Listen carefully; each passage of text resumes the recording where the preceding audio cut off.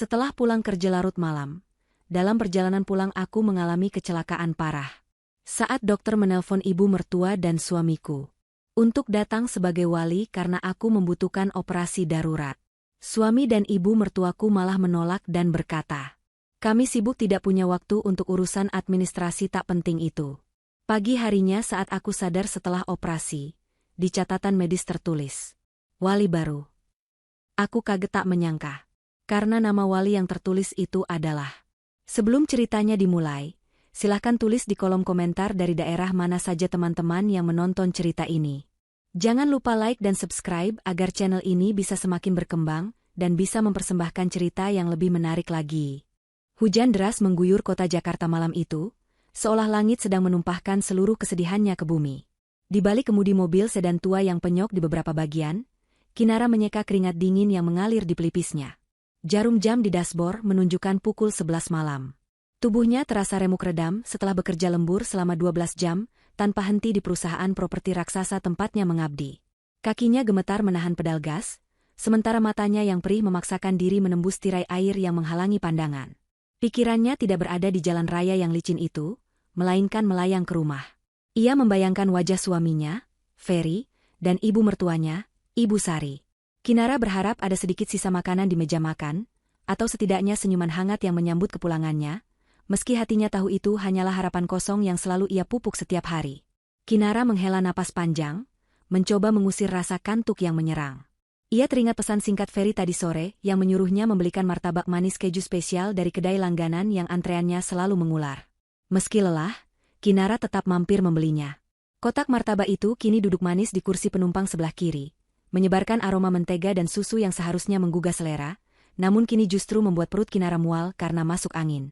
Ia melakukan semua ini demi mendapat validasi, demi dianggap istri yang baik oleh Ferry dan menantu yang berbakti oleh Ibu Sari. Selama 3 tahun pernikahan mereka, Kinara adalah tulang punggung keluarga. Ferry selalu beralasan sedang mencari peluang bisnis yang tak kunjung membuahkan hasil, sementara Ibu Sari sibuk mengeluh tentang betapa kecilnya gaji Kinara dibandingkan dengan gaya hidup teman-teman sosialitanya. Tiba-tiba, dari arah berlawanan, sebuah truk pengangkut pasir melaju oleng dengan kecepatan tinggi. Lampu sorot truk itu menyilaukan mata Kinara, membuatnya terkesiap dan membanting setir ke kiri secara refleks. Bunyi klakson yang memekakan telinga bercampur dengan suara decit ban yang bergesekan kasar dengan aspal basah. Dalam hitungan detik yang terasa sangat lambat, truk itu menghantam sisi kanan mobil Kinara dengan kekuatan yang mengerikan. Suara benturan logam yang meremukan tulang mobil terdengar seperti ledakan bom. Kaca depan pecah berhamburan menjadi ribuan kristal tajam. Dunia Kinara berputar hebat. Tubuhnya terpelanting ke sana kemari sebelum akhirnya tertahan oleh sabuk pengaman yang menjerat dadanya dengan kuat. Rasa sakit yang luar biasa menjalar dari kepala hingga ujung kaki, diikuti oleh kehangatan cairan kental yang mengalir menuruni wajahnya. Gelap perlahan merenggut kesadarannya, menyisakan satu pikiran terakhir tentang martabak yang mungkin sudah hancur tak berbentuk, sama seperti nasibnya malam itu. Di tempat lain, suasana hangat dan nyaman menyelimuti ruang tengah rumah kontrakan Kinara.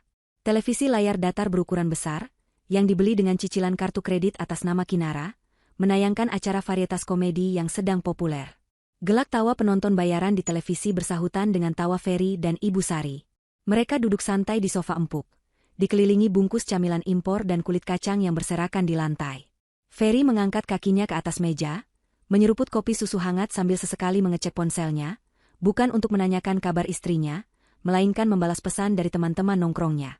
Ibu Sari, wanita parubaya yang selalu tampil dengan riasan tebal meski hanya di rumah, sedang sibuk memilah baju-baju di toko daring melalui tabletnya. Ponsel Ferry yang tergeletak di meja bergetar panjang, memecah tawa mereka. Layar ponsel itu menyala terang, menampilkan nama kontak istriku dengan foto Kinara yang tersenyum lebar. Ferry melirik sekilas dengan wajah masam, seolah gangguan besar baru saja datang merusak malam santainya. Ia membiarkan panggilan itu berdering sampai mati, lalu kembali menatap layar televisi. Namun, ponsel itu kembali berdering, kali ini lebih mendesak. Dengan decakan kesal, Ferry meraih ponsel itu. Ibu Sari menoleh, wajahnya menunjukkan ketidaksukaan yang sama. Ia berkata bahwa pasti Kinara menelepon untuk memberi alasan kenapa dia pulang terlambat, atau mungkin mobil bututnya mogok lagi, dan minta dijemput. Ibu Sari menyuruh Ferry untuk tidak mengangkatnya supaya Kinara belajar mandiri dan tidak manja. Namun, ketika dering ketiga berbunyi, Ferry akhirnya menggeser tombol hijau dengan kasar dan langsung mengaktifkan mode pengeras suara, berniat memarahi istrinya karena mengganggu waktu istirahat mereka. Belum sempat Ferry mengeluarkan kata-kata pedas. Suara di seberang sana bukanlah suara lembut Kinara, melainkan suara berat seorang pria dengan napas terengah-engah dan latar belakang suara sirene serta teriakan panik. Pria itu memperkenalkan diri sebagai Dr. Gunawan dari unit gawat darurat Rumah Sakit Pusat. Ia berbicara dengan tempo cepat, memberitahukan bahwa Kinara baru saja mengalami kecelakaan lalu lintas yang sangat parah. Dokter itu menjelaskan bahwa Kinara mengalami pendarahan hebat di rongga kepala dan cedera organ dalam yang kritis. Nyawanya berada di ujung tanduk dan operasi darurat harus dilakukan detik itu juga untuk menghentikan pendarahan otak. Ruang tengah itu hening sejenak. Namun, keheningan itu bukan karena syok atau kesedihan, melainkan karena kebingungan yang bercampur dengan rasa enggan. Dr. Gunawan mendesak Ferry untuk segera datang ke rumah sakit guna menandatangani persetujuan operasi dan administrasi rawat inap, karena prosedur rumah sakit mewajibkan kehadiran wali sah untuk tindakan berisiko tinggi. Ferry bertukar pandang dengan Ibu Sari. Sang ibu mertua hanya mendengus pelan, lalu kembali memalingkan wajahnya ke layar televisi yang masih menampilkan adegan lucu. Dengan nada dingin dan tanpa empati sedikitpun, Ibu Sari berbisik kepada anaknya bahwa rumah sakit swasta itu hanya ingin memeras uang mereka dengan mendramatisir keadaan.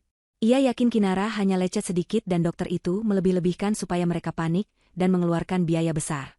Terhasut oleh ucapan ibunya dan rasa malas yang mendominasi dirinya, Ferry mendekatkan mulutnya ke ponsel. Wajahnya datar, tanpa guratan kekhawatiran sedikitpun.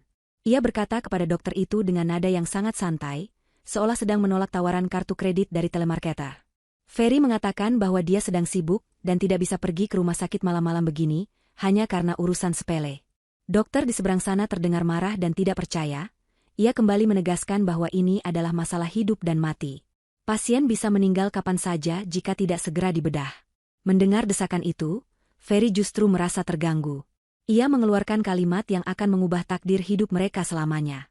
Ia berkata kalau Kinara mati, beritahu saja mereka. Mereka sibuk dan tidak punya waktu untuk urusan administrasi tak penting itu. Setelah mengucapkan kalimat terkutuk itu, Ferry memutus sambungan telepon sepihak, lalu melempar ponselnya kembali ke meja. Di ujung telepon, Dr. Gunawan terpaku memegang gagang telepon yang kini hanya memperdengarkan nada sambung putus. Wajahnya merah pada menahan amarah yang meledak di dada. Ia telah bekerja belasan tahun di ruang gawat darurat, menghadapi berbagai macam tragedi, namun belum pernah ia mendengar kekejaman sedingin ini dari seorang suami. Para perawat yang berdiri di sekelilingnya, yang turut mendengar percakapan itu lewat pengeras suara telepon rumah sakit, menutup mulut mereka dengan tangan, mata mereka berkaca-kaca karena kasihan pada wanita muda yang terbaring tak berdaya di brankar penuh darah itu. Kinara sendirian, berjuang meregang nyawa, sementara orang yang seharusnya melindunginya justru membuangnya seperti sampah. Dr. Gunawan menatap tubuh Kinara yang mulai kejang. Monitor detak jantung berbunyi nyaring, menandakan kondisi pasien semakin kritis. Ia bimbang. Tanpa tanda tangan wali, melakukan operasi besar sangat berisiko bagi karirnya jika terjadi malpraktik atau kegagalan, namun hati nuraninya sebagai dokter tidak membiarkannya diam. Saat kepanikan melanda ruang IGD, seorang pria jangkung berjas hitam rapi yang sejak tadi berdiri di sudut ruangan memperhatikan segalanya, melangkah maju. Pria itu baru saja selesai mengurus administrasi untuk salah satu karyawannya yang keracunan makanan, dan secara tidak sengaja mendengar seluruh percakapan mengerikan itu. Wajahnya tampan namun dingin, dengan rahang tegas yang menyiratkan kekuasaan.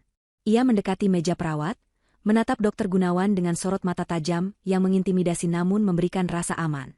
Pria itu mengeluarkan sebuah kartu nama berwarna hitam dengan tinta emas dan meletakkannya di atas meja administrasi. Ia memerintahkan dokter untuk segera melakukan operasi terbaik, menggunakan dokter spesialis terbaik, dan memakai fasilitas kamar VVIP untuk pasien bernama Kinara tersebut.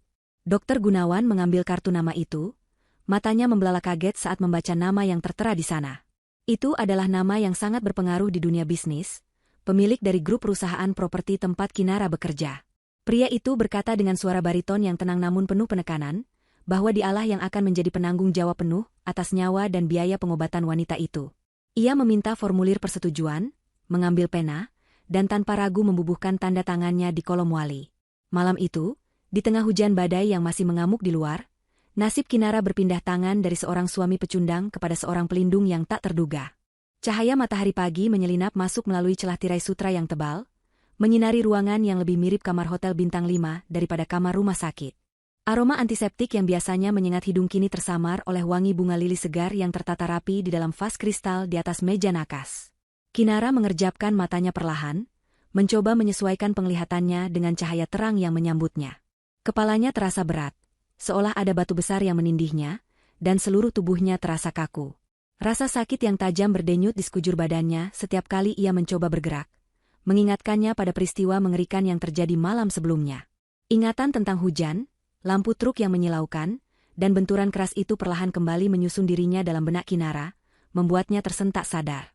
Kinara mencoba berbicara, namun tenggorokannya terasa kering dan perih. Suara yang keluar dari mulutnya hanya berupa erangan lirih. Seorang perawat berseragam rapi yang berjaga di sudut ruangan, segera menyadari kesadaran pasiennya. Dengan sigap, perawat itu mendekat, memeriksa tanda-tanda vital di monitor canggih yang berkelip di samping tempat tidur, lalu memberikan sedikit air minum melalui sedotan ke bibir Kinara yang pecah-pecah. Air sejuk itu mengalir membasahi kerongkongannya, memberikan sedikit kelegaan. Setelah rasa hausnya mereda, pertanyaan pertama yang muncul di benak Kinara adalah tentang keluarganya. Dengan suara parau, ia bertanya apakah suaminya, Ferry, ada di luar menunggu. Mata Kinara menyisir seluruh ruangan yang luas itu, mencari sosok Ferry atau Ibu Sari, berharap mereka sedang tertidur di sofa tunggu karena lelah menjaganya semalaman. Perawat itu terdiam sejenak, wajahnya menyiratkan rasa iba yang mendalam. Ia tampak ragu untuk menjawab, seolah tidak tega menghancurkan harapan wanita yang baru saja lolos dari maut itu. Perawat itu hanya tersenyum tipis, merapikan selimut Kinara, dan berkata bahwa ia akan memanggil dokter untuk memeriksa kondisi Kinara lebih lanjut. Jawaban mengambang itu membuat hati Kinara mencelos. Firasat buruk mulai merayapi perasaannya. Ia tahu betul tabiat suaminya. Namun bagian kecil dari hatinya masih ingin percaya bahwa dalam situasi hidup dan mati, Ferry pasti akan peduli. Tidak lama kemudian, pintu kamar terbuka. Dokter Gunawan masuk dengan langkah tegap, diikuti oleh 2 orang perawat lain. Dokter itu tersenyum ramah, memeriksa refleks mata Kinara dengan senter kecil, dan menanyakan skala rasa sakit yang dirasakannya. Setelah pemeriksaan selesai dan kondisi Kinara dinyatakan stabil pasca operasi kraniotomi yang rumit, Kinara memberanikan diri bertanya lagi. Ia memegang lengan jas dokter itu dengan lemah, memohon untuk tahu di mana keluarganya. Dokter Gunawan menghela napas panjang, menatap mata Kinara lekat-lekat. Ia memutuskan bahwa kejujuran, meski menyakitkan, adalah hal terbaik saat ini. Dengan nada lembut namun tegas, Dokter Gunawan menceritakan apa yang terjadi malam itu. Ia menceritakan bagaimana pihak rumah sakit menelepon Ferry berkali-kali, bagaimana panggilan itu akhirnya diangkat, dan bagaimana penolakan dingin yang mereka terima. Kinara mendengarkan dengan tatapan kosong, air mata perlahan menggenang di pelupuk matanya. Dadanya terasa sesak, lebih sakit daripada luka bekas operasi di kepalanya. Kinara menggelengkan kepalanya pelan, menyangkal kenyataan itu. Ia bergumam bahwa mungkin dokter salah sambung, atau mungkin Ferry sedang panik sehingga bicaranya melantur. Ia meminta bukti. Ia ingin melihat catatan medisnya, ingin melihat siapa yang menandatangani persetujuan operasinya jika bukan suaminya. Dokter Gunawan mengangguk pada salah satu perawat, yang kemudian menyerahkan sebuah papan jalan berisi berkas rekam medis kepada Kinara. Dengan tangan gemetar, Kinara menerima berkas itu. Matanya menelusuri baris demi baris tulisan di sana. Di bagian atas, tertulis diagnosis medis yang rumit. Namun, pandangannya terkunci pada kolom di bagian bawah halaman, kolom yang bertuliskan penanggung jawab wali pasien. Nama Ferry tidak ada di sana. Nama Ibu Sari juga tidak ada. Nama yang tertulis di sana, dengan tinta hitam yang tegas dan tanda tangan yang berkarakter kuat, adalah Arga Santoso. Kinara terbelalak. Napasnya tercekat. Ia kenal nama itu. Sangat kenal. Itu adalah nama CEO perusahaan tempatnya bekerja, sosok yang dikenal sebagai pemimpin bertangan besi, dingin, dan tak tersentuh. Arga Santoso adalah figur yang ditakuti sekaligus dikagumi oleh ribuan karyawannya. Kinara hanyalah seorang manajer tingkat menengah yang jarang berinteraksi langsung dengannya, kecuali saat presentasi tahunan di mana Arga biasanya hanya diam menyimak dengan wajah datar. Bagaimana mungkin orang nomor 1 di perusahaan itu bisa menjadi walinya? Bagaimana Arga bisa ada di rumah sakit ini tadi malam? Ribuan pertanyaan berkecamuk di kepala Kinara, membuatnya pusing. Belum sempat ia mencerna keanehan ini, pintu kamar rawat inap VVIP itu kembali terbuka. Sosok yang baru saja dipikirkannya kini berdiri di ambang pintu. Arga Santoso, masih mengenakan setelan jas yang sama dengan malam sebelumnya, melangkah masuk dengan aura yang mendominasi ruangan. Dokter Gunawan dan para perawat membungkuk hormat padanya lalu undur diri keluar ruangan, memberikan privasi bagi mereka berdua. Arga berjalan mendekati sisi tempat tidur Kinara. Wajahnya tidak menunjukkan ekspresi simpati yang berlebihan, melainkan tatapan tajam yang meneliti, seolah sedang menilai sebuah investasi bisnis. Ia menarik kursi dan duduk di samping tempat tidur, menatap Kinara yang masih tampak syok. Tanpa basa-basi, Arga mengeluarkan ponselnya dari saku jas dalam. Arga meletakkan ponsel itu di atas meja nakas, tepat di samping telinga Kinara. Jarinya menekan layar, memutar sebuah file audio. Suara itu memenuhi ruangan yang sunyi. Suara Ferry terdengar jernih dan nyata, terekam sempurna oleh sistem panggilan darurat rumah sakit yang malam itu juga didengar oleh Arga. Kata-kata itu menusuk telinga Kinara seperti belati. Kalau dia mati, beritahu saja. Kami sibuk, tidak punya waktu untuk urusan administrasi tak penting itu. Suara itu diikuti oleh bunyi sambungan telepon yang diputus. Air mata Kinara tumpah tak terbendung. Pertahanannya runtuh seketika. Ia menangis terseduh-seduh, menumpahkan segala rasa sakit hati, pengkhianatan, dan keputusasaan yang selama ini ia pendam. Suaminya, orang yang ia cintai dan ia nafkahi selama ini, benar-benar menginginkan kematiannya demi menghindari kerepotan administrasi. Arga membiarkan Kinara menangis beberapa saat, tidak berusaha menenangkannya dengan kata-kata manis palsu. Ia hanya duduk diam, membiarkan realitas pahit itu meresap ke dalam jiwa Kinara. Setelah tangisan Kinara mulai mereda menjadi isakan pelan, Arga mengambil kembali ponselnya. Ia menatap Kinara lekat-lekat dan berkata dengan suara datar, bahwa ia kebetulan ada di IGD malam itu dan mendengar semuanya. Arga menjelaskan bahwa ia memutuskan untuk mengambil alih, karena ia tidak suka melihat aset berharga perusahaannya disia-siakan oleh orang-orang bodoh. Ia menyebut Kinara sebagai karyawan yang berpotensi, dan ia tidak rela kehilangan pekerja terbaiknya hanya karena suami yang tidak berguna. Ucapan Arga terdengar dingin dan transaksional. Namun anehnya, justru itulah yang dibutuhkan Kinara saat ini. Ia tidak butuh dikasihani, ia butuh disadarkan. Arga kemudian menyodorkan sebuah pertanyaan yang menohok. Ia bertanya kepada Kinara, sekarang setelah tahu kebenarannya, apa yang akan Kinara lakukan? Apakah ia akan terus menangis, memaafkan suaminya, dan kembali menjadi sapi perah bagi keluarga parasit itu? Atau, apakah ia ingin membalas dendam dan membuat mereka membayar setiap tetes air mata yang jatuh hari ini? Arga menawarkan sebuah kesepakatan. Ia akan membantu Kinara. Ia akan memberikan dukungan dana, kuasa hukum, dan perlindungan penuh agar Kinara bisa menghancurkan Ferry dan Ibu Sari sampai ke akar-akarnya. Sebagai gantinya, Kinara harus mendedikasikan kemampuan kerjanya untuk proyek besar perusahaan Arga di masa depan. Kinara terdiam, menatap langit-langit kamar. Bayangan wajah Ferry yang tersenyum sinis dan Ibu Sari yang selalu meremehkannya menari-nari di pelupuk matanya. Rasa cinta yang dulu ada kini, hangus terbakar oleh api kebencian yang mulai menyala. Kata-kata, urusan tak penting, terngiang-ngiang di kepalanya, menjadi bahan bakar baru bagi semangat hidupnya. Kinara menghapus air matanya dengan kasar, meski tangannya masih gemetar. Ia menoleh menatap Arga, tatapan matanya yang tadi sendu kini berubah menjadi keras dan dingin, mencerminkan tekad baja yang baru saja terbentuk. Dengan suara serak namun penuh keyakinan, Kinara menjawab tawaran itu.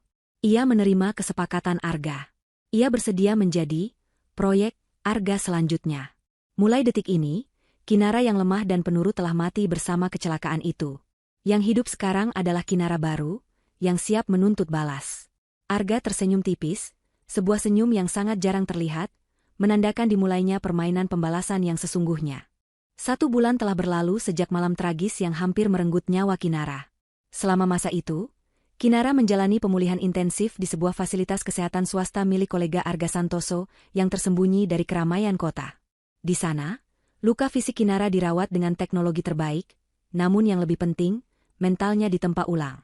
Arga tidak hanya menyembuhkan tubuhnya, tetapi juga menyusun strategi yang matang. Kinara diajarkan untuk menyembunyikan emosi, memalsukan senyuman, dan memainkan peran sebagai korban yang tidak tahu apa-apa. Hari kepulangan pun tiba. Kinara berdiri di depan cermin besar di apartemen sementara yang disediakan Arga. Ia memandangi pantulan dirinya. Bekas jahitan di kepalanya kini tertutup rapi oleh tatanan rambut barunya. Wajahnya yang dulu kusam karena kelelahan kini tampak segar, meski ia sengaja memulas bedak agar terlihat sedikit pucat untuk memuluskan sandiwaranya. Arga berdiri di belakangnya, mengangguk pelan sebagai tanda persetujuan bahwa pertunjukan sudah siap dimulai. Sebuah taksi online mengantar Kinara sampai ke depan pagar rumah kontrakannya. Arga sengaja tidak mengantar untuk menghindari kecurigaan awal. Kinara menarik napas dalam-dalam, mengatur detak jantungnya yang memburu karena amarah. Ia melangkah masuk ke halaman rumah yang tampak tidak terurus. Rumput liar mulai tinggi, dan sampah bekas makanan cepat saji menumpuk di tempat sampah depan, menandakan penghuninya terlalu malas bahkan untuk sekadar menjaga kebersihan. Dengan tangan gemetar yang dibuat-buat, Kinara memutar kunci pintu dan melangkah masuk. Aroma rokok dan debu langsung menyergap hidungnya. Ruang tamu berantakan. Ferry sedang tidur mendengkur di sofa dengan televisi yang menyala, sementara Ibu Sari sedang sibuk mengikir kukunya di kursi makan sambil mendengarkan musik dari ponsel. Kehadiran Kinara yang tiba-tiba membuat Ibu Sari terlonjak kaget. Wanita parubaya itu membelalakan matanya, seolah melihat hantu. Ia segera mengguncang bahu Ferry dengan kasar hingga anaknya terbangun. Ferry mengerjapkan mata, bingung, lalu tatapannya terkunci pada sosok istrinya yang berdiri di ambang pintu dengan sebuah koper kecil.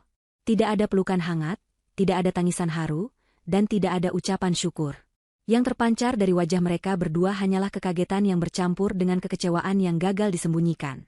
Ferry bahkan sempat melirik arah pintu, seolah memastikan tidak ada orang lain yang datang bersama Kinara. Dengan nada canggung dan terbata-bata, Ferry akhirnya membuka suara. Bertanya bagaimana Kinara bisa pulang dan kenapa tidak memberi kabar agar ia bisa menjemput. Sebuah basa-basi busuk yang membuat perut Kinara mual. Kinara memasang wajah sendu dan berjalan pelan mendekati mereka, berpura-pura kakinya masih pincang. Ia duduk di kursi kayu yang keras, lalu mulai bercerita dengan suara lirih yang telah dilatihnya. Ia berkata bahwa seorang dermawan menolongnya di rumah sakit, menanggung biaya awal karena kasihan melihatnya sendirian, dan sekarang ia sudah diperbolehkan rawat jalan. Mendengar kata, sendirian, Ibu Sari langsung memotong pembicaraan dengan nada defensif. Ia berdalih bahwa malam itu Ferry sedang sakit parah, demam tinggi hingga tidak bisa bangun, dan mereka kehilangan ponsel sehingga tidak tahu cara menghubungi rumah sakit. Kebohongan itu meluncur begitu licin dari lidah Ibu Sari, tanpa rasa bersalah sedikitpun. Ferry mengangguk cepat, mendukung dusta ibunya dengan wajah memelas yang dibuat-buat. Namun, drama kemanusiaan itu tidak berlangsung lama. Belum sempat Kinara meletakkan tasnya ke dalam kamar, Ferry sudah mengubah topik pembicaraan ke hal yang baginya jauh lebih penting. Matanya berkilat tamak saat ia bertanya tentang asuransi kecelakaan dan nasib mobil mereka. Ferry berkata bahwa mobil itu hancur total menurut berita, jadi pasti uang penggantian dari asuransi sangat besar. Ibu Sari pun ikut menimpali, mendesak Kinara untuk segera mengurus pencairan dana Jasara Harja dan asuransi kantornya. Bagi mereka, kepulangan Kinara yang selamat hanyalah sebuah jalan untuk mendapatkan uang tunai segar. Mereka tidak peduli pada rasa sakit yang Kinara rasakan, mereka hanya peduli pada angka 0 di rekening bank. Kinara menunduk, menyembunyikan senyum sinis yang hampir tersungging di bibirnya. Inilah saatnya melempar umpan pertama. Dengan nada polos, Kinara berkata bahwa ia sudah mengurus semuanya dengan pihak asuransi dan kantor. Ia menyebutkan sebuah angka nominal yang fantastis, jauh lebih besar dari gaji Ferry selama 5 tahun jika ia bekerja. Mata Ferry dan Ibu Sari langsung terbelalak lebar, air liur keserakahan seolah menetes dari sudut bibir mereka. Suasana yang tadinya tegang berubah menjadi cair seketika. Ibu Sari mendadak menjadi ramah, memijat bahu Kinara dan memuji menantunya sebagai wanita yang kuat dan hebat. Ferry langsung membayangkan motor sport baru yang sudah lama ia idamkan. Akan tetapi, Kinara segera menambahkan satu syarat yang menjadi kunci dari jebakan ini. Ia menjelaskan bahwa karena kecelakaan itu hampir merenggut nyawa dan melibatkan prosedur medis yang rumit, pihak asuransi menetapkan aturan pencairan yang sangat ketat untuk mencegah penipuan. Uang miliaran rupiah itu hanya bisa dicairkan jika formulir persetujuan ditandatangani oleh wali, yang sama dengan orang yang menandatangani persetujuan operasi di malam kejadian. Kinara menatap mata Ferry dalam-dalam, berpura-pura bingung. Ia bertanya dengan nada lembut, memastikan apakah benar Ferry yang datang malam itu dan menandatangani berkas operasi, karena pihak rumah sakit mencatat ada tanda tangan wali suami. Jika bukan Ferry, maka uang itu akan hangus atau menjadi sengketa yang panjang. Ferry terdiam, wajahnya pucat pasi. Ia tahu betul ia tidak pernah datang. Ia tahu ia telah menolak panggilan itu. Namun, bayangan uang miliaran rupiah di depan mata membuat otaknya bekerja keras mencari jalan keluar. Ia melirik ibunya. Ibu Sari memberikan kode mata yang tajam, menyuruh Ferry untuk mengaku saja. Dengan keberanian seorang pembohong ulung, Ferry mengangguk mantap. Ia berbohong bahwa ia memang datang diam-diam saat Kinara tidak sadar, mengurus semuanya, lalu pulang karena tidak tega melihat darah. Ia mengklaim tanda tangan itu adalah miliknya. Kinara pura-pura lega mendengar pengakuan itu. Dalam hatinya, ia bersorak. Pengakuan Ferry ini adalah langkah awal kehancuran suaminya. Kinara berkata ia akan segera meminta berkas asuransi itu untuk ditandatangani Ferry nanti. Jebakan telah terpasang, dan tikus-tikus serakah itu telah masuk dengan sukarela. Beberapa minggu berlalu sejak Kinara kembali ke rumah neraka itu. Sandiwara berjalan mulus.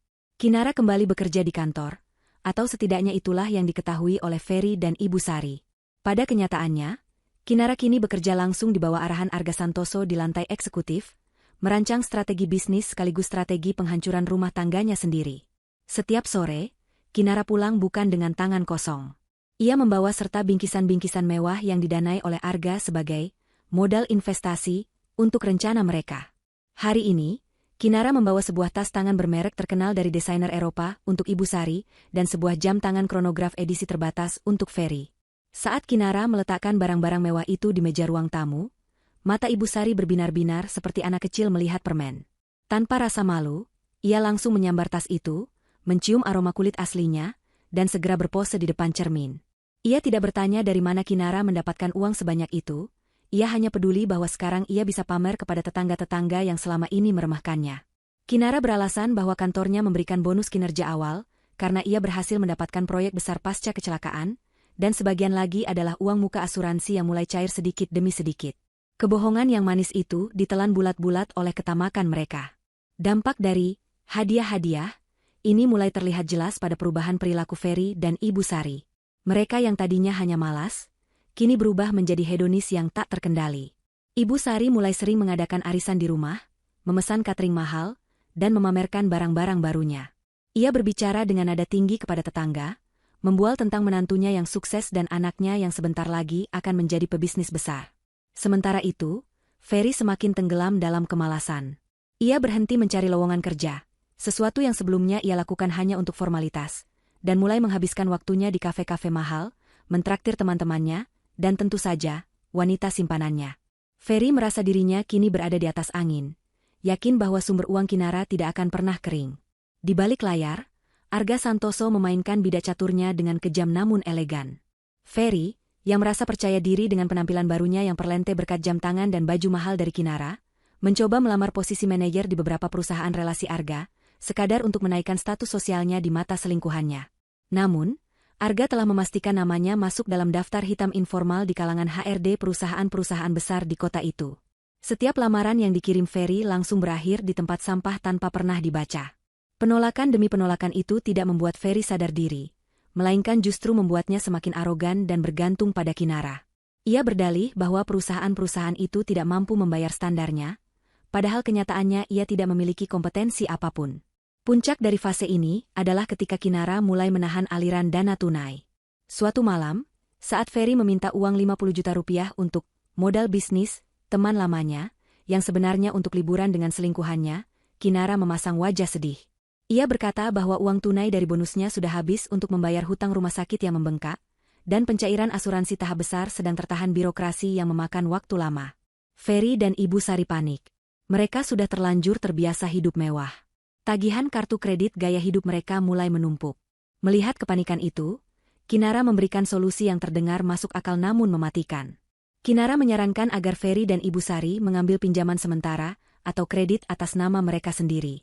Ia meyakinkan mereka bahwa begitu uang asuransi miliaran itu cair bulan depan, mereka bisa langsung melunasi semuanya dalam sekali bayar, bahkan sisa uangnya masih sangat banyak. Terbuai oleh janji manis dan gaya hidup yang tidak ingin mereka lepaskan, Ferry dan Ibu Sari setuju. Mereka mulai mengajukan aplikasi kartu kredit baru, mengambil pinjaman online, bahkan Ibu Sari berani meminjam uang pada rentenir pasar dengan bunga mencekik, menjaminkan barang-barang mewah pemberian Kinara. Mereka menandatangani semua berkas hutang itu dengan penuh percaya diri, yakin bahwa Kinara akan membereskan semuanya nanti. Tanpa mereka sadari, Kinara mendokumentasikan setiap lembar tagihan yang datang ke rumah. Ia memotret surat-surat peringatan hutang yang mulai berdatangan atas nama Ferry dan Ibu Sari. Di kantor, Arga tersenyum puas melihat laporan keuangan rumah tangga Ferry yang kini merah total. Ferry dan ibunya sedang menggali lubang kubur mereka sendiri, menumpuk hutang atas nama pribadi demi mempertahankan gengsi, sementara aset yang mereka harapkan, uang asuransi Kinara, sebenarnya tidak pernah ada untuk mereka. Uang asuransi itu memang ada, tetapi sudah masuk rekening pribadi Kinara yang baru, yang sama sekali tidak bisa disentuh oleh hukum pernikahan karena statusnya sebagai harta bawaan pasca pisah harta yang diam-diam diurus oleh pengacara Arga dengan memanipulasi tanggal dokumen yang ditandatangani Ferry tanpa sadar di antara tumpukan berkas lain. Situasi semakin memanas ketika Ferry mulai semakin berani membawa selingkuhannya mendekat ke lingkungan rumah, mengira Kinara terlalu sibuk dan bodoh untuk menyadarinya. Kinara, dengan bantuan tim investigasi Arga, mendapatkan foto-foto dan video perselingkuhan itu dengan kualitas tinggi. Bukti Ferry mentransfer uang hasil pinjaman online ke rekening wanita lain pun sudah di tangan. Kinara menatap layar ponselnya yang menampilkan foto Ferry sedang bermesraan di sebuah restoran mewah, dibayar dengan uang hutang yang bunganya akan mencekik leher Ferry sendiri. Kinara tidak merasa sakit hati lagi. Yang ada hanya rasa jijik dan kepuasan dingin menunggu waktu yang tepat untuk menjatuhkan palu godam keadilan. Hari pembalasan semakin dekat, dan undangan menuju kehancuran mereka sudah siap disebar. Suasana di rumah kontrakan Ferry terasa berbeda sore itu.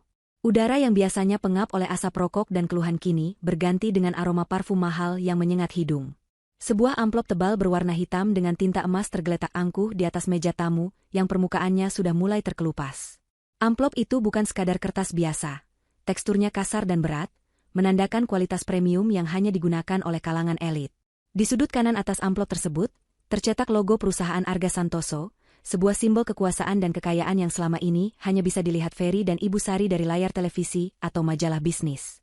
Kinara membawa undangan itu pulang 2 hari yang lalu, menyerahkannya dengan tangan yang sengaja dibuat sedikit gemetar, seolah ia sendiri merasa tak pantas memegangnya. Ferry duduk di sofa, memandangi undangan itu seakan benda tersebut adalah tiket emas menuju surga. Matanya berbinar liar saat membaca ulang tulisan kaligrafi indah yang tertera di sana.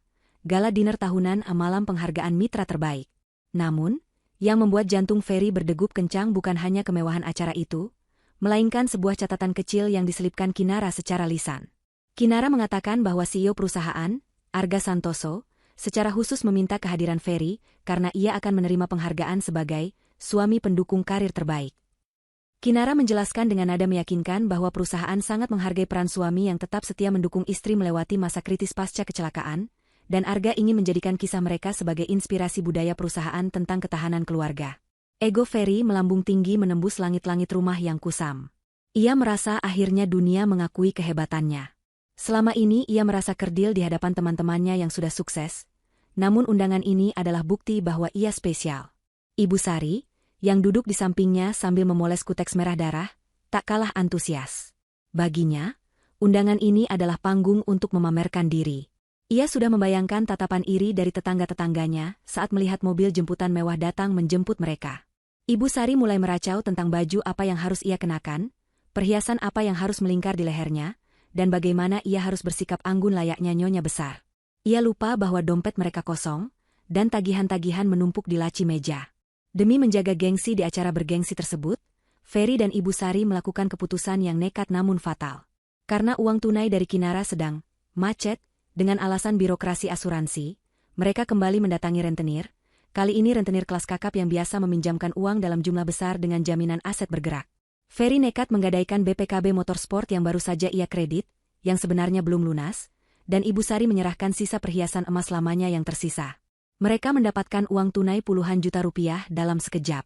Tanpa berpikir panjang tentang bunga yang mencekik di bulan depan, mereka langsung menghamburkan uang itu dalam 1 hari. Ferry menyewa setelan jas Tuxedo dari butik desainer ternama, lengkap dengan sepatu kulit mengkilap yang harganya setara gaji 2 bulan karyawan biasa. Ibu Sari membeli gaun malam berekor panjang penuh payet berkilauan, menyewa jasa penata rias profesional ke rumah, dan bahkan menyewa mobil sedan mewah berikut sopirnya hanya untuk perjalanan 1 malam. Malam acara pun tiba. Hotel bintang 5 tempat acara berlangsung tampak megah menjulang di pusat kota, bermandikan cahaya lampu sorot yang menembus langit malam Jakarta. Mobil sewaan Ferry berhenti tepat di depan lobi utama yang berlantaikan marmer Italia. Seorang petugas valet berseragam rapi membukakan pintu dengan hormat. Ferry turun dengan dagu terangkat tinggi, merapikan jas mahalnya, lalu mengulurkan tangan membantu ibunya keluar. Ibu Sari melangkah keluar dengan senyum yang dipaksakan agar terlihat elegan, matanya menyapu sekeliling, menilai penampilan tamu lain. Mereka berjalan masuk melewati pintu kaca otomatis, mengabaikan sapaan ramah resepsionis, karena merasa derajat mereka kini lebih tinggi. Di mata mereka, malam ini adalah penobatan mereka sebagai bangsawan baru. Mereka tidak menyadari tatapan-tatapan aneh dari beberapa staf hotel yang mengenakan ARPC. Para staf itu sebenarnya telah diinstruksikan untuk memantau pergerakan Ferry dan Ibu Sari, memastikan target utama malam itu masuk ke dalam perangkap tanpa hambatan. Kinara sudah menunggu di depan pintu ballroom. Penampilan Kinara malam itu sangat berbeda. Ia mengenakan gaun sutra berwarna biru gelap yang sederhana namun memancarkan aura misterius dan berkelas. Tidak ada perhiasan mencolok di tubuhnya, hanya sepasang anting mutiara kecil. Wajahnya tenang, namun matanya menyimpan badai. Saat melihat suami dan ibu mertuanya datang dengan dandanan yang berlebihan, Ibu Sari terlihat seperti pohon Natal yang terlalu banyak hiasan. Kinara hanya tersenyum tipis. Ferry mendekati Kinara, bukan untuk memuji istrinya, melainkan untuk mengeluh. Ia berbisik kasar bahwa sopir sewaan tadi kurang ajar karena mengerem mendadak, dan ia mengancam akan memecat sopir itu, padahal ia hanya penyewa harian. Sikap arogansi Ferry semakin menjadi-jadi saat mereka masuk ke dalam ballroom. Ruangan itu sangat luas, diterangi oleh ribuan kristal dari lampu gantung raksasa di langit-langit. Meja-meja bundar tertata rapi dengan taplak putih bersih dan rangkaian bunga segar. Tamu-tamu yang hadir adalah para pebisnis top, investor asing, dan pejabat tinggi. Ferry merasa gugup sesaat, namun kesombongannya menutupi rasa itu. Ia berjalan membusungkan dada, menggandeng ibunya, menuju meja yang telah ditentukan. Di meja makan, perilaku Ferry dan Ibu Sari sangat memalukan. Mereka memperlakukan pelayan seperti budak. Saat seorang pelayan muda tidak sengaja menumpahkan sedikit air es di dekat gelas Ibu Sari, bukan mengenai bajunya, hanya di atas meja, Ibu Sari langsung membentak pelayan itu dengan suara yang cukup keras hingga menarik perhatian meja sebelah. Ia memaki pelayan itu buta dan tidak becus kerja, menuntut manajer dipanggil. Ferry ikut-ikutan memarahi pelayan itu, berkata bahwa jas yang ia pakai harganya lebih mahal dari gaji pelayan itu setahun. Orang-orang di sekitar mereka mulai berbisik-bisik, menatap dengan pandangan jijik. Namun, Ferry dan Ibu Sari mengartikan tatapan itu sebagai tatapan kagum dan iri. Mereka tidak sadar bahwa mereka sedang menjadi tontonan badut di tengah kumpulan singa. Kinara duduk diam di samping mereka, tidak berusaha menenangkan atau menegur. Ia membiarkan mereka mempermalukan diri sendiri. Ia membiarkan karakter asli mereka keluar sebebas-bebasnya di hadapan publik. Sesekali, mata Kinara bertemu pandang dengan Arga Santoso yang duduk di meja VIP paling depan. Arga mengangkat gelas anggurnya sedikit ke arah Kinara, sebuah isyarat tersembunyi bahwa pertunjukan utama akan segera dimulai. MC acara, seorang presenter terkenal, naik ke atas panggung. Suara musik orkestra mereda. Lampu ruangan perlahan meredup, menyisakan satu sorotan lampu ke arah podium. Jantung Ferry berdegup kencang. Ia merapikan dasinya sekali lagi, menyiapkan senyum terbaiknya, yakin bahwa sebentar lagi namanya akan dipanggil dan ia akan naik ke panggung untuk menerima tepuk tangan gemuruh. Ia sudah menyiapkan pidato kemenangan dalam kepalanya, pidato tentang pengorbanan dan cinta, padahal hatinya kosong melompong. Ia tidak tahu bahwa panggung itu memang disiapkan untuknya, namun bukan untuk sebuah penghargaan, melainkan untuk sebuah eksekusi sosial. Panggung megah di depan sana bermandikan cahaya biru yang dramatis. Layar LED raksasa yang menjadi latar belakang panggung menampilkan grafis animasi elegan dengan logo perusahaan yang berputar perlahan. MC pria dengan suara bariton yang berwibawa mulai membacakan narasi pembuka tentang pentingnya integritas, loyalitas, dan kemanusiaan dalam dunia bisnis modern. Ferry duduk di ujung kursi, tubuhnya condong ke depan, telapak tangannya berkeringat dingin karena antusiasme yang meluap. Di sampingnya, Ibu Sari sibuk membenahi tatanan rambut sasaknya yang tinggi, memastikan ia terlihat sempurna saat kamera menyorot mereka nanti. Ia bahkan sudah mengeluarkan cermin kecil dari tas mahalnya, mengecek apakah lipstiknya masih merah menyala. Hadirin sekalian, suara MC menggema memenuhi seluruh penjuru ballroom, memantul di dinding-dinding yang dilapisi peredam suara berkualitas tinggi. Malam ini, kita tidak hanya merayakan pencapaian angka dan keuntungan. Kita juga ingin menyoroti sisi manusiawi dari kesuksesan. Di antara kita, ada kisah-kisah yang tak terungkap, kisah tentang pengorbanan di saat krisis, dan keputusan yang menentukan hidup atau mati. Ferry menyikut lengan Kinara pelan, tersenyum lebar sambil berbisik bangga bahwa MC pasti sedang membicarakan dirinya. Kinara tidak menoleh, matanya lurus menatap panggung dengan tatapan yang sulit diartikan, dingin dan tajam seperti pisau bedah. Untuk kategori khusus tahun ini, lanjut MC, kami ingin mempersembahkan sebuah momen kebenaran. Sebuah penghargaan bagi mereka yang menunjukkan wajah aslinya di saat genting. Mari kita sambut profil dari penerima penghargaan kita. Lampu sorot tiba-tiba bergerak liar menyapu ruangan, membuat suasana menjadi tegang dan penuh antisipasi. Musik latar berubah menjadi nada rendah yang mendengung, menciptakan atmosfer yang sedikit mencekam namun membuat penasaran. Akhirnya, lampu sorot itu berhenti tepat di meja nomor 18. Meja tempat Ferry, Ibu Sari, dan Kinara duduk. Cahaya putih menyilaukan menerpa wajah Ferry. Ia spontan berdiri, melambaikan tangan dengan kaku ke arah hadirin yang wajahnya tak terlihat karena silau. Ibu Sari ikut berdiri, tersenyum lebar sambil memamerkan gigi yang dihiasi sisa lipstik. Di layar raksasa, semua orang mengharapkan munculnya foto profil Ferry dengan pose gagah atau montase video yang mengharukan. Namun, layar itu tiba-tiba berkedip, menampilkan static noise atau gangguan gambar sejenak, seolah ada kerusakan teknis. Beberapa tamu mulai berbisik bingung. Ferry yang sudah berdiri tampak canggung, senyumnya mulai goyah. Tiba-tiba, layar berubah menjadi hitam pekat. Hanya ada satu garis gelombang audio berwarna hijau neon yang melintang di tengah layar hitam itu. Hening. Seluruh ruangan menahan napas. Kemudian, suara itu terdengar. Bukan suara musik, bukan suara narator. "Dok, kalau dia mati, beritahu saja." Suara itu meledak dari speaker kualitas konser yang mengelilingi ruangan. Jernih, nyaring, tanpa distorsi. Itu adalah suara Ferry. Sangat jelas, dengan nada malas dan angkuh yang khas. Ferry membeku di tempatnya berdiri. Senyum di wajahnya lenyap seketika, digantikan oleh ekspresi horor murni. Lututnya gemetar hebat. Ia mengenali suara itu. Itu suaranya sebulan yang lalu. Gelombang audio di layar bergerak seiring dengan kelanjutan kalimat itu. "Kami sibuk, tidak punya waktu untuk urusan administrasi tak penting itu." Suara itu bergema, memantul di setiap sudut ruangan, menusuk telinga ratusan tamu undangan. Bunyi, klik, telepon yang ditutup mengakhiri rekaman pendek namun mematikan itu. Keheningan yang mengikuti setelahnya jauh lebih mengerikan daripada keributan apapun. Ratusan pasang mata yang tadinya menatap panggung kini beralih menatap Ferry yang berdiri kaku di bawah sorotan lampu. Tatapan mereka bukan lagi kekaguman, melainkan campuran antara kaget, jijik, dan penghinaan yang mendalam.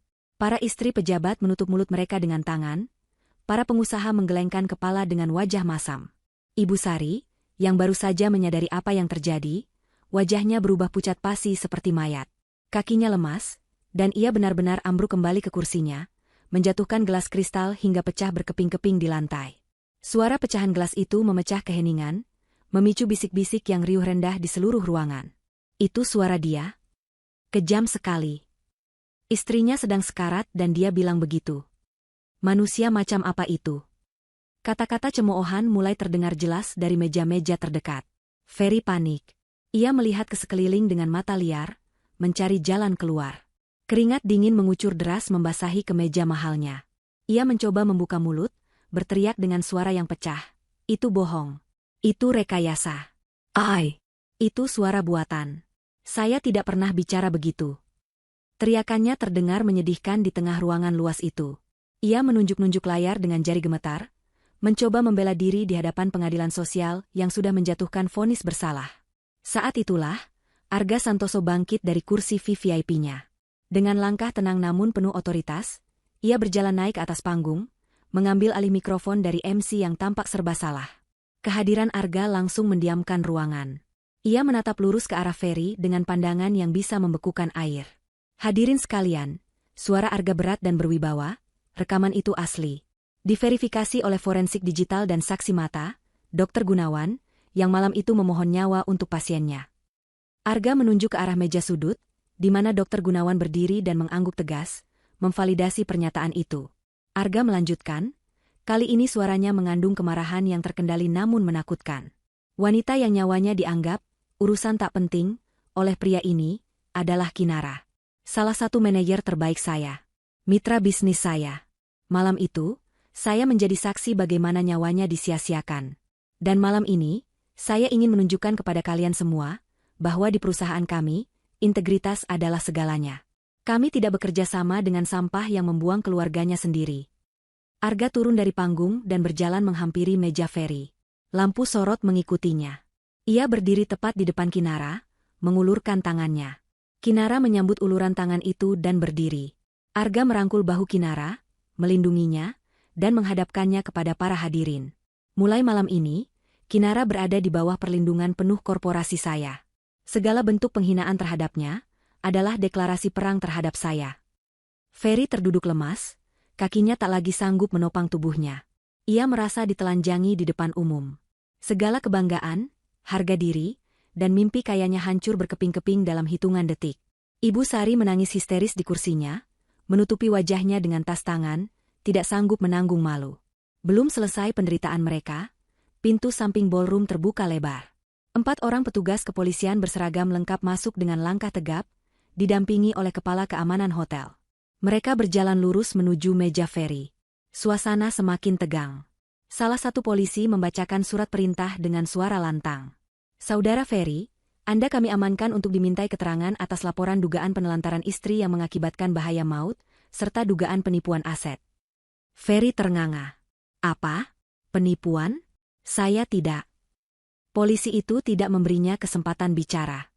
Silakan jelaskan di kantor polisi. 2 petugas memegang lengan Ferry, memaksanya berdiri. Ferry meronta, memohon-mohon pada Kinara. Kinara, sayang, tolong aku. Jelaskan pada mereka ini salah paham. Ibu tolong Ferry. Tapi Kinara hanya menatapnya datar, seolah melihat orang asing yang tidak penting. Ibu Sari yang histeris mencoba menahan polisi, tapi ia sendiri didorong pelan agar menjauh. Ferry diseret keluar dari ballroom mewah itu, melewati barisan tamu yang menatapnya dengan pandangan menghina. Teriakan memelasnya menggema di lorong hotel, menjadi musik penutup yang tragis bagi ambisinya yang kosong. Kinara menarik napas panjang, menghirup aroma kemenangan yang bercampur dengan rasa lega yang luar biasa. Babak pertama pembalasan dendam telah selesai, dan kehancuran total Ferry baru saja dimulai. Malam itu, langit Jakarta tampak hitam pekat tanpa bintang, seolah turut berduka atau mungkin sedang menertawakan nasib 2 manusia yang baru saja terlempar dari puncak angan-angan ke dasar jurang kehinaan. Ferry berjalan terseok-seok keluar dari gerbang kantor polisi, setelah menjalani pemeriksaan intensif selama hampir 5 jam. Wajahnya yang tadi sore begitu berseri-seri penuh kesombongan, kini tampak kusam, berminyak, dan dipenuhi guratan kelelahan yang amat sangat. Rambutnya yang ditata rapi dengan pomade mahal kini acak-acakan, mencuat kesana kemari seperti orang gila.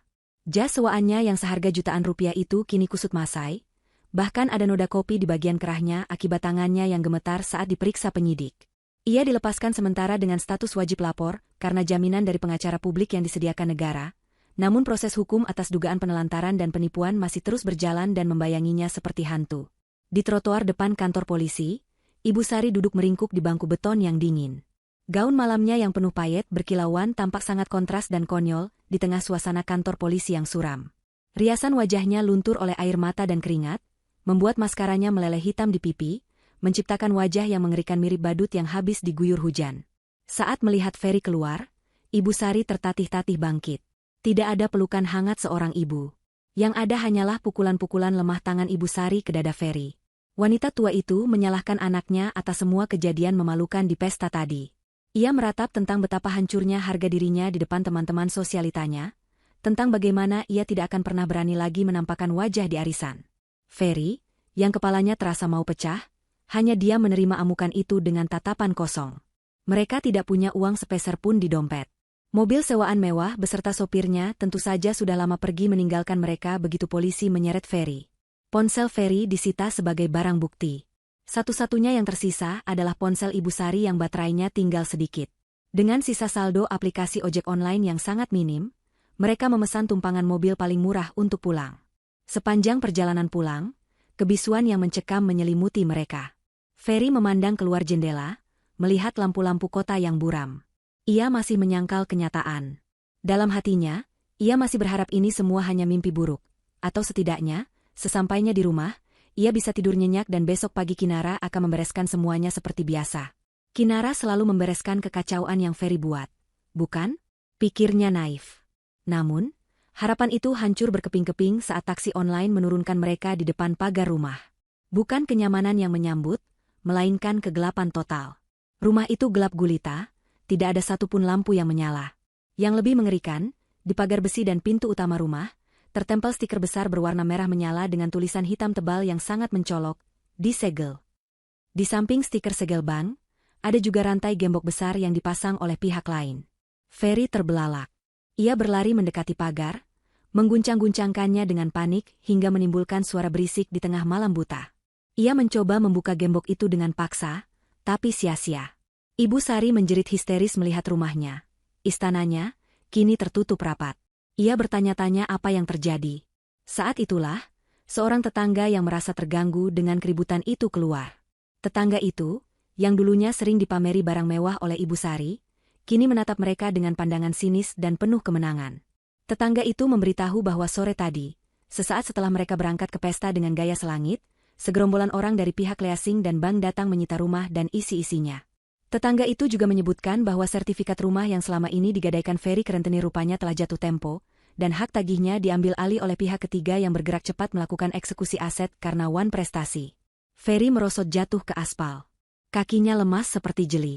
Ia ingat sekarang. Sertifikat rumah itu memang ia gadaikan diam-diam 6 bulan lalu untuk modal trading yang akhirnya rugi total. Ia tidak pernah memberitahu Kinara. Ia pikir ia bisa menutupinya dengan uang asuransi Kinara yang dijanjikan itu. Ternyata, bom waktu itu meledak lebih cepat. Kinara, atau lebih tepatnya Arga, pasti tahu tentang ini dan sengaja membiarkan eksekusi terjadi tepat di malam pesta untuk memaksimalkan penderitaan mereka. Sekarang, mereka tidak punya tempat berteduh. Baju-baju mewah mereka, perhiasan palsu, bahkan kasur empuk mereka, semuanya terkunci di dalam rumah yang kini bukan lagi milik mereka. Bencana belum berhenti di situ. Ferry teringat pada kekasih gelapnya, Siska. Wanita itu memegang kartu ATM sekunder Ferry, yang berisi sisa uang pinjaman online terakhir. Dengan tangan gemetar, Ferry meminjam ponsel ibunya untuk menelepon Siska. Nada sambung terdengar beberapa kali, lalu diangkat. Tapi bukan suara manja Siska yang terdengar, melainkan suara tawa meremehkan. Siska berkata bahwa ia sudah melihat video viral di media sosial tentang kejadian di pesta itu. Ia tahu Ferry sekarang adalah penipu miskin yang akan masuk penjara. Tanpa basa-basi, Siska mengatakan bahwa ia sudah menguras habis isi ATM Ferry sebagai biaya ganti rugi waktu selama berpacaran dengan pecundang, lalu menutup telepon dan memblokir nomor itu. Ferry membanting ponsel ibunya ke tanah saking marahnya, membuat layar ponsel itu retak. Satu-satunya alat komunikasi yang mereka miliki kini rusak sebagian. Di tengah keputusasaan itu, Ibu Sari tiba-tiba memegang dada kirinya. Wajahnya yang pucat berubah menjadi biru. Napasnya tersengal-sengal, pendek dan cepat. Stres yang bertubi-tubi, mulai dari dipermalukan di pesta hingga kehilangan rumah, memicu serangan jantung ringan pada wanita tua itu. Ibu Sari ambruk ke pelukan Ferry, mengerang kesakitan. Ferry panik luar biasa. Rasa marahnya berganti menjadi ketakutan murni. Ia berteriak minta tolong, tapi para tetangga yang selama ini disakiti hatinya oleh mulut pedas Ibu Sari, memilih menutup pintu dan mematikan lampu teras, enggan terlibat urusan keluarga yang sudah terkenal bermasalah itu. Dengan sisa tenaga, Ferry memapah ibunya berjalan kaki menuju jalan raya, berharap ada taksi yang lewat. Hujan mulai turun rintik-rintik, seolah alam semesta ingin mengulang adegan bab 1, namun kali ini posisinya berbalik. Ferry basah kuyup, air matanya bercampur dengan air hujan. Akhirnya, sebuah bajai berhenti karena kasihan.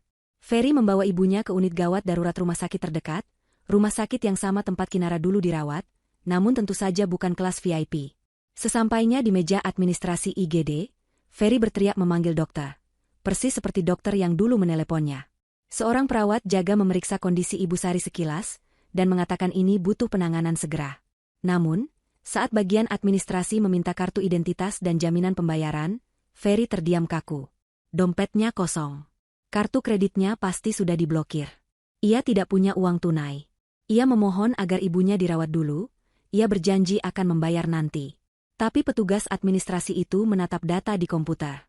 Nama Ferry dan Ibu Sari sudah masuk dalam daftar hitam pasien bermasalah karena data asuransi mereka tidak valid, akibat manipulasi data yang mereka lakukan sebelumnya untuk gaya hidup.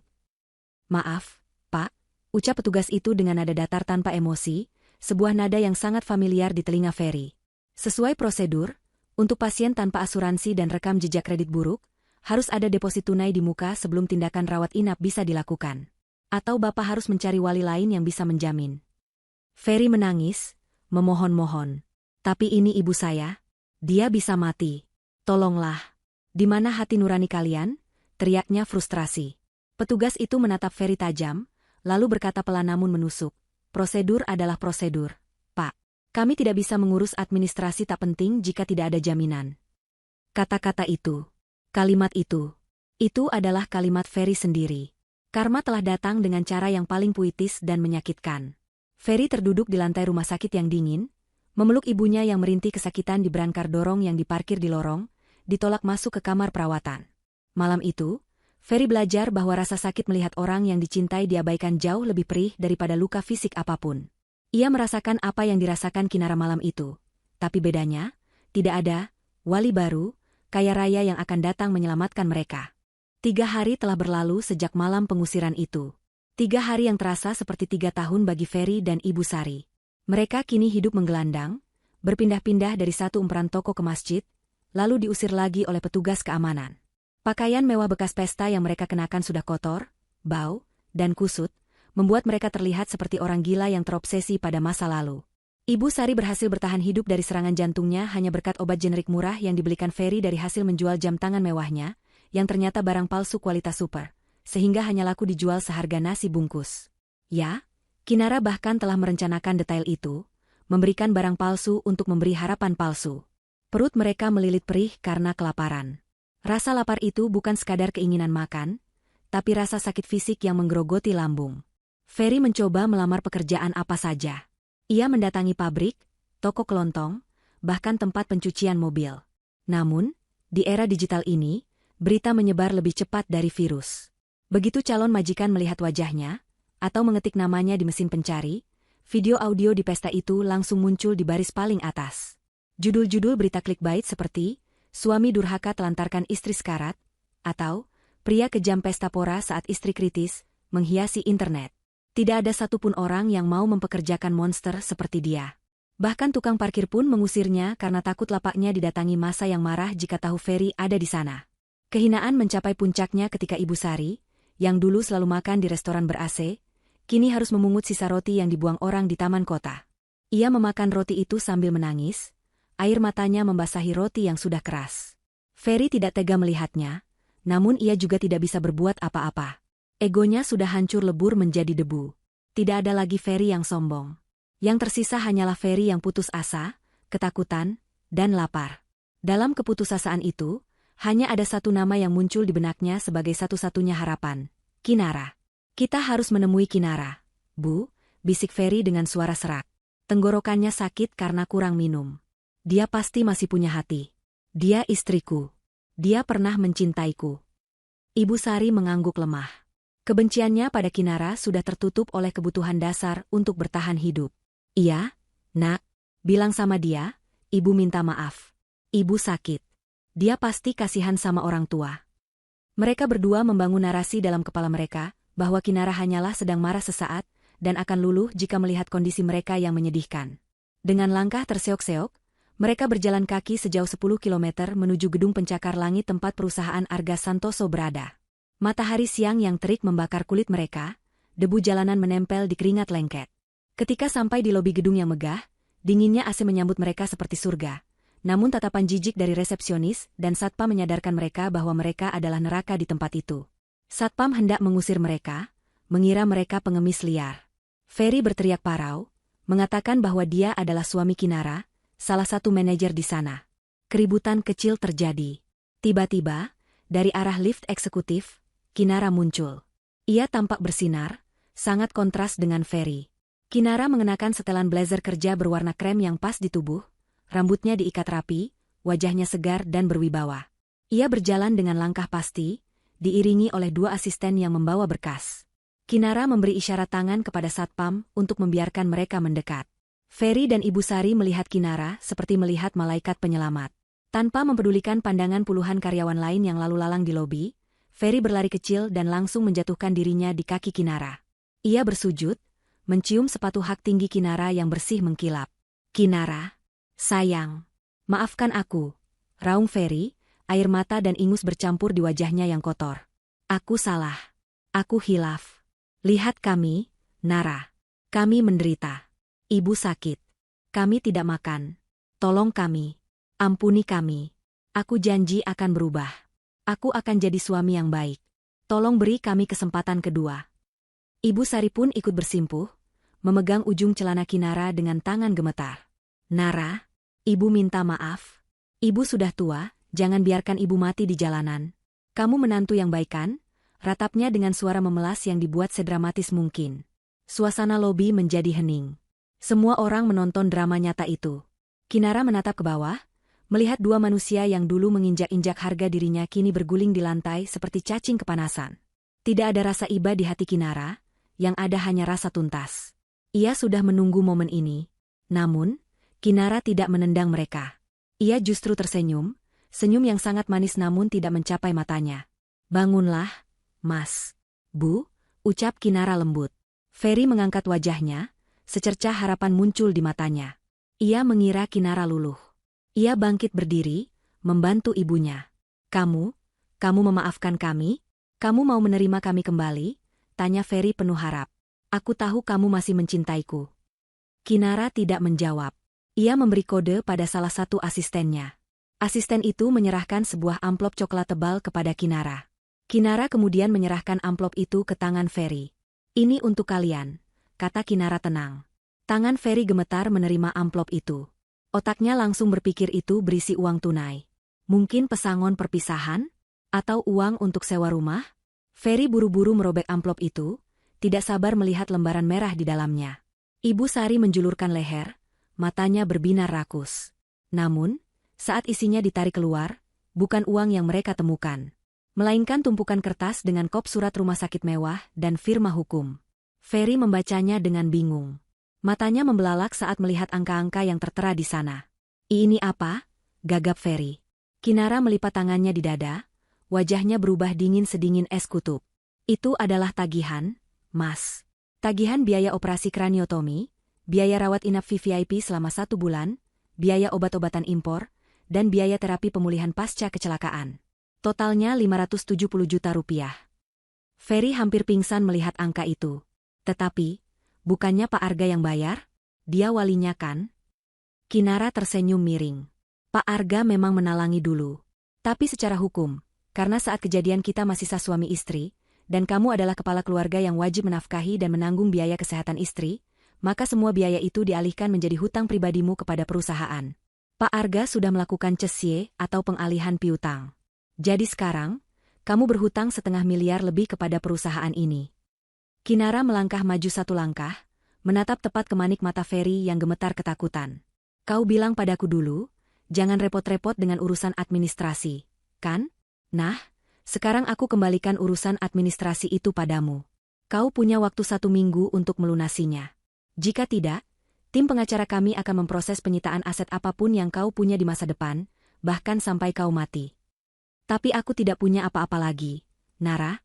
Kami miskin, jerit Ferry histeris. Itu bukan urusanku, jawab Kinara datar, mengulangi kalimat suaminya dulu. Kalau kalian mati kelaparan, beritahu saja. Aku sibuk, tidak punya waktu untuk mengurus mantan keluarga yang tidak penting. Dengan kalimat pamungkas itu, Kinara membalikan badan dan berjalan pergi meninggalkan mereka. Satpam segera menyeret Ferry dan Ibu Sari keluar dari gedung dengan kasar. Ferry berteriak-teriak memanggil nama Kinara, tapi pintu kaca otomatis itu tertutup rapat, memisahkan dunia mereka selamanya. Di luar, di trotoar yang panas, Ferry menggenggam kertas tagihan itu, menyadari bahwa hidupnya bukan hanya hancur, tapi sudah tamat. Ia tidak hanya miskin, tapi kini terjerat hutang raksasa yang tidak akan pernah bisa ia bayar seumur hidupnya. Dan yang paling menyakitkan adalah kesadaran bahwa semua ini adalah buah dari satu kalimat bodoh yang ia ucapkan di malam hujan itu. Pagi itu, suasana di pengadilan negeri terasa lebih mencekam dari biasanya. Langit di luar gedung pengadilan berwarna abu-abu, menurunkan gerimis halus yang seolah membasuh debu dosa dari dinding-dinding gedung pencari keadilan tersebut. Ruang sidang utama dipenuhi oleh pengunjung, mulai dari wartawan yang haus berita sensasional, hingga masyarakat umum yang penasaran dengan akhir kisah viral tentang suami yang menelantarkan istrinya demi menghindari urusan administrasi. Di kursi terdakwa, Ferry duduk menunduk dengan mengenakan rompi tahanan berwarna oranye mencolok. Wajahnya tirus, matanya cekung dengan lingkaran hitam yang lebar, dan rambutnya yang dulu selalu rapi kini dipotong cepak asal-asalan. Tidak ada lagi sisa-sisa kesombongan yang dulu ia pamerkan. Di sampingnya, duduk pengacara publik yang ditunjuk negara, seorang pria muda yang tampak lelah dan kurang bersemangat karena tahu kasus ini hampir mustahil untuk dimenangkan. Di barisan kursi pengunjung paling depan, Ibu Sari duduk dengan gelisah. Ia mengenakan kebaya lusuh yang sudah pudar warnanya, satu-satunya baju layak yang tersisa di tas pakaiannya. Wajahnya yang keriput tanpa riasan tampak jauh lebih tua dari usianya yang sebenarnya. Matanya liar menatap sekeliling, penuh dengan kemarahan yang tertahan dan ketakutan akan masa depan. Di sisi meja yang lain, duduk Kinara. Penampilannya tenang dan elegan dalam balutan blazer hitam formal. Di sampingnya, tim pengacara elit yang disewa oleh perusahaan Arga Santoso sedang menyusun berkas-berkas bukti dengan rapi. Aura kemenangan sudah terpancar dari meja penggugat bahkan sebelum sidang dimulai. Arga Santoso sendiri duduk di barisan belakang ruang sidang, mengawasi jalannya persidangan dengan tatapan tajam, memastikan investasi keadilannya berjalan sempurna. Hakim ketua mengetukkan palu, membuka sidang dengan suara tegas yang menggema ke seluruh ruangan. Agenda hari itu adalah pembacaan tuntutan sekaligus putusan untuk 2 kasus yang digabungkan, yaitu gugatan cerai dan pidana penelantaran serta penipuan aset. Jaksa penuntut umum mulai membacakan dakwaannya. Dengan suara lantang, jaksa menguraikan kronologi kejadian malam itu. Ia memaparkan bukti-bukti digital, mulai dari log panggilan telepon yang diabaikan Ferry berkali-kali, hingga rekaman audio fatal yang kini sudah didengar oleh jutaan orang. Jaksa menggambarkan betapa dinginnya hati seorang suami yang lebih mementingkan kenyamanan menonton televisi daripada menyelamatkan nyawa istrinya yang sedang sekarat di meja operasi. Ferry gemetar hebat di kursinya saat rekaman suaranya kembali diputar di ruang sidang sebagai barang bukti utama. Suara angkuhnya yang berkata, "Kalau dia mati, beritahu saja," memenuhi ruangan, membuat para pengunjung sidang berdecak jijik dan menggelengkan kepala. Ferry menutup telinganya, tidak sanggup mendengar kekejamannya sendiri.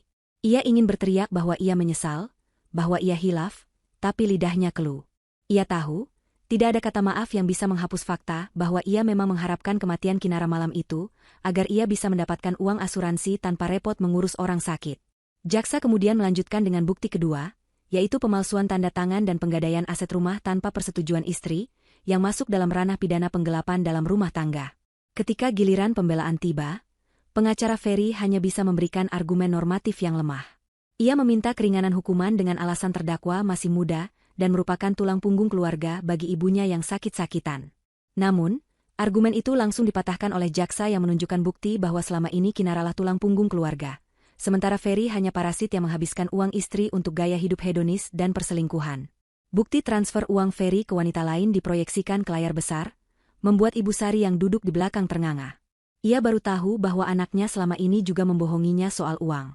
Ibu Sari merasa dikhianati 2 kali, oleh menantunya dan sekarang oleh anak kebanggaannya sendiri. Suasana sidang memanas ketika hakim memberikan kesempatan kepada Kinara untuk menyampaikan pernyataan terakhirnya sebelum vonis. Kinara berdiri dengan anggun. Ia tidak menangis. Ia tidak berteriak. Ia menatap Ferry dengan tatapan datar yang menusuk. Kinara berkata bahwa ia tidak menuntut balas dendam, ia hanya menuntut keadilan. Ia menceritakan bagaimana ia bekerja keras siang malam demi keluarga, namun dibalas dengan doa kematian oleh orang yang paling ia percayai. Kinara menegaskan bahwa rasa sakit fisik akibat kecelakaan itu bisa sembuh, tapi pengkhianatan yang dilakukan Ferry telah membunuh jiwa pernikahannya secara permanen. Kalimat Kinara yang tenang namun penuh luka, membuat beberapa pengunjung sidang meneteskan air mata. Tiba-tiba, keheningan itu pecah oleh teriakan histeris. Ibu Sari tidak sanggup lagi menahan emosinya. Ia berdiri dari kursi pengunjung, menunjuk-nunjuk wajah Kinara dengan jari telunjuk yang gemetar. Ia berteriak memaki Kinara sebagai istri durhaka yang tidak tahu terima kasih. Ibu Sari menuduh Kinara sebagai wanita jahat yang sengaja menjebak suaminya sendiri demi harta dan selingkuh dengan bos kayanya. Ia menjerit-jerit bahwa Kinara lah yang seharusnya masuk neraka karena memisahkan ibu dari anaknya. Petugas keamanan segera berlari untuk menahan Ibu Sari, namun wanita tua itu meronta-ronta dengan tenaga yang luar biasa, meludah ke arah meja Kinara.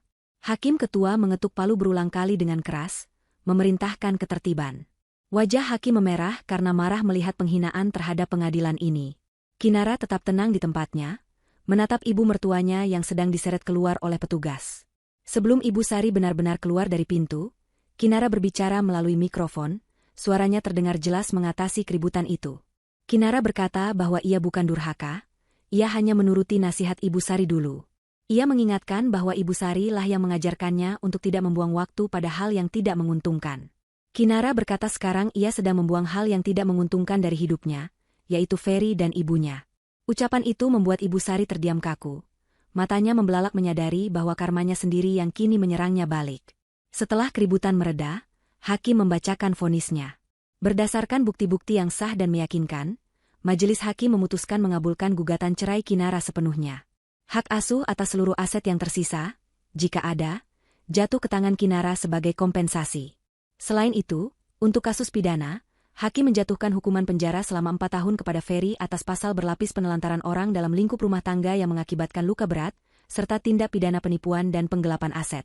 Hakim juga mewajibkan Ferry membayar ganti rugi biaya medis dan hutang yang telah dialihkan kepadanya, yang jika tidak dibayar akan diganti dengan hukuman kurungan tambahan. Palu diketuk 3 kali. Tok, tok, tok. Suara itu terdengar seperti lonceng kematian bagi Ferry. Ia terkulai lemas di kursinya. Air mata penyesalan mengalir deras membasahi pipinya yang kotor. 4 tahun penjara. Hutang 500 miliar. Dan kehilangan istri yang selama ini menghidupinya. Ia menatap Kinara untuk terakhir kalinya, berharap ada sedikit belas kasih di sana. Tapi Kinara sudah membalikkan badan, sibuk bersalaman dengan pengacaranya. Kinara bahkan tidak menoleh lagi saat 2 orang polisi memborgol tangan Ferry dan membawanya keluar lewat pintu tahanan. Di luar ruang sidang, Arga Santoso sudah menunggu. Ia membukakan pintu mobil untuk Kinara. Kinara masuk ke dalam mobil mewah itu, meninggalkan gedung pengadilan tanpa menengok ke belakang, meninggalkan masa lalunya yang kelam di balik jeruji besi. 2 tahun kemudian, di sebuah blok penjara yang lembab dan berbau apek, seorang narapidana kurus sedang berlutut menyikat lantai kamar mandi umum yang kotor. Itu adalah Ferry. Kehidupan di penjara telah mengubahnya menjadi sosok yang nyaris tak dikenali. Tidak ada lagi Ferry yang tampan dan pesolek. Kulitnya kini gelap dan kasar, penuh dengan bekas luka gatal dan koreng akibat sanitasi yang buruk. Giginya menguning dan beberapa tanggal karena kurang gizi. Di dalam penjara, Ferry menempati kasta terendah. Tanpa uang sogokan dan tanpa keluarga yang mengirimkan makanan atau perlindungan, ia menjadi sasaran empuk bagi narapidana lain yang lebih berkuasa. Ia dipaksa menjadi pesuruh, mencuci baju tahanan lain, dan memijat kaki kepala geng di bloknya hanya demi mendapatkan sisa makanan yang layak. Setiap malam, Ferry tidur meringkuk di lantai semen yang dingin tanpa alas, beralaskan lengan tangannya yang kurus. Tidurnya tidak pernah nyenyak. Ia sering bermimpi tentang rumah kontrakannya yang hangat, tentang aroma masakan Kinara, dan tentang betapa mudahnya hidupnya dulu. Penyesalan adalah teman tidurnya yang paling setia. Ia sering terbangun tengah malam, menangis tanpa suara, memukul-mukul kepalanya sendiri, merutuki kebodohannya yang telah melepaskan berlian demi menggenggam kerikil. Ia merindukan ibunya, tapi ia tidak tahu di mana ibunya berada. Sejak ia masuk penjara, tidak ada satu orang pun yang pernah datang menjenguknya. Ia benar-benar sendirian di dunia ini, membusuk perlahan dalam penjaranya sendiri, baik penjara fisik maupun penjara memori. Di sudut kota yang lain, di sebuah panti sosial milik pemerintah yang kondisinya memprihatinkan, Ibu Sari duduk melamun di kursi roda tua yang salah satu rodanya macet. Ia tidak bisa berjalan lagi sejak serangan stroke ringan menyerangnya setahun yang lalu, sesaat setelah ia menggelandang di jalanan, karena tidak punya tempat tinggal. Di panti itu, Ibu Sari dikenal sebagai nenek yang judes dan selalu menggerutu, sehingga tidak ada perawat atau penghuni lain yang mau menemaninya. Ia menghabiskan hari-harinya dengan menatap tembok kusam yang catnya mengelupas. Makanannya adalah bubur hambar yang seringkali dingin. Tidak ada baju sutra, tidak ada tas mewah, tidak ada arisan. Yang paling menyakitkan bagi Ibu Sari adalah ketika televisi di ruang tengah panti menyiarkan berita bisnis. Di layar kaca itu, ia sering melihat wajah Kinara. Menantunya yang dulu ia hina dan ia rendahkan, kini sering muncul sebagai pembicara di seminar-seminar kewirausahaan atau mendampingi Arga Santoso dalam peluncuran proyek properti raksasa. Kinara terlihat begitu cantik, cerdas, dan berwibawa. Setiap melihat itu, hati Ibu Sari seperti disayat sembilu. Ia ingin berteriak pada semua orang bahwa itu adalah menantunya, tapi tidak ada yang percaya. Orang-orang di panti hanya menganggapnya nenek tua yang halusinasi. Ibu Sari menangis dalam diam, air matanya menetes ke pangkuannya yang sepi, menyadari bahwa ia telah membuang keberuntungan terbesar dalam hidupnya. Ia akan menghabiskan sisa hidupnya di tempat bau ini, menunggu kematian datang menjemput dalam kesepian yang abadi. Sementara itu, di sebuah gedung pencakar langit di pusat kawasan bisnis segitiga emas Jakarta, Kinara sedang berdiri di dekat jendela kaca besar ruang kerjanya yang berada di lantai 40. Ia memandang hamparan kota Jakarta dari ketinggian. Ia kini menjabat sebagai direktur operasional di salah satu anak perusahaan Arga. Karirnya melesat bukan karena belas kasihan, tapi karena kemampuan dan ketangguhannya yang teruji. Arga menepati janjinya untuk membimbing Kinara, dan Kinara membayar kepercayaan itu dengan dedikasi dan prestasi gemilang. Ia telah melunasi semua hutang budi kepada Arga dan kini berdiri sebagai mitra yang setara. Pintu ruangan diketuk pelan. Arga Santoso masuk dengan senyum hangat yang dulu sangat jarang ia perlihatkan. Hubungan mereka telah berkembang jauh melampaui sekadar atasan dan bawahan, atau penolong dan korban. Selama 2 tahun ini, Arga melihat bagaimana Kinara bangkit dari keterpurukan, dan Kinara melihat sisi lembut Arga di balik topeng dinginnya. Ada rasa hormat dan kasih sayang yang tumbuh perlahan, tanpa paksaan, tanpa drama, murni karena kecocokan jiwa yang sama-sama pernah terluka dan sembuh. Arga mengajak Kinara untuk pergi makan siang, tapi Kinara menggeleng pelan. Ia berkata ada satu tempat yang ingin ia kunjungi hari ini. Arga, yang mengerti maksud Kinara, mengangguk dan menawarkan diri untuk menyetir. Mobil sport Arga melaju membelah jalanan kota, menuju pinggiran Jakarta, ke sebuah lokasi jalan raya yang sepi di tepi tebing sungai. Itu adalah lokasi kecelakaan Kinara 2 tahun lalu. Dulu jalan itu gelap dan berlubang, namun sekarang jalan itu sudah mulus, dilengkapi penerangan jalan yang terang benderang, dan pagar pembatas yang kokoh. Semua perbaikan infrastruktur itu dilakukan melalui dana CSR perusahaan Arga atas permintaan Kinara, agar tidak ada lagi orang yang bernasib sama sepertinya. Kinara turun dari mobil, berdiri di tepi pembatas jalan, menatap aliran sungai di bawah yang mengalir tenang. Angin sore menerpa wajahnya, menerbangkan rambutnya dengan lembut. Kinara merogoh saku blazernya, mengeluarkan sebuah benda kecil. Itu adalah cincin pernikahan emas putih yang sudah kusam, cincin yang dulu melingkar di jari manisnya, simbol janji suci yang dikhianati Ferry. Selama ini ia menyimpannya bukan karena cinta, tapi sebagai pengingat akan rasa sakit yang menjadi bahan bakarnya untuk bangkit. Namun hari ini, ia merasa sudah cukup. Ia tidak butuh rasa sakit itu lagi. Ia sudah sembuh. Kinara menarik napas panjang, merasakan kelegaan yang luar biasa di dadanya. Dengan gerakan pelan namun pasti, ia melempar cincin itu jauh-jauh ke tengah sungai. Cincin itu berkilau sekilas tertimpa sinar matahari sore sebelum akhirnya tenggelam di telan air keruh. Lenyap selamanya bersama kenangan pahit tentang Ferry dan Ibu Sari. Arga berjalan mendekat, berdiri di samping Kinara, menatap ke arah yang sama. Ia tidak bertanya apa-apa, ia hanya menggenggam tangan Kinara dengan lembut. Kinara menoleh, menatap pria di sampingnya. Pria yang datang saat ia hancur, yang menjadi walinya saat suaminya sendiri mendoakan kematiannya. Kinara tersenyum, kali ini senyum yang benar-benar lepas dan bahagia, senyum yang mencapai matanya. "Sudah selesai?" tanya Arga lembut. "Sudah," jawab Kinara mantap. "Masa lalu sudah hanyut.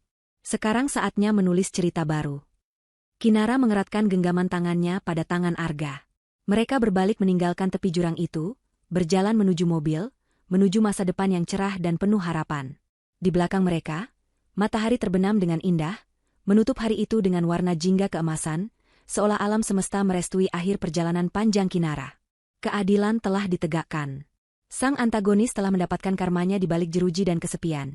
Sementara sang protagonis, yang pernah dibuang seperti sampah, kini bersinar layaknya permata yang telah diasah oleh kerasnya kehidupan. Tuhan memang tidak tidur. Dia hanya menunggu waktu yang tepat untuk mengganti penjaga yang salah dengan pelindung yang sejati. Dan bagi Kinara, waktu itu adalah sekarang.